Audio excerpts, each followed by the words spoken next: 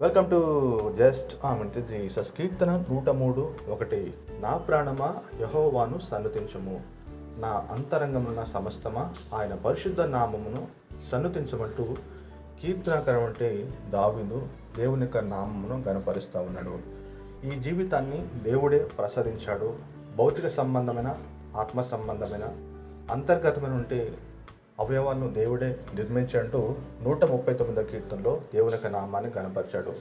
నా తల్లి గర్భమున నీవు నన్ను కలిసిన విధము చూడగా భయమును ఆశ్చర్యమును కలిగింది కాబట్టి నీకు కృతజ్ఞతాసు చెల్లిస్తానంటూ దేవుని నిత్యము జ్ఞాపకం చేసుకుంటా ఉన్నాడు.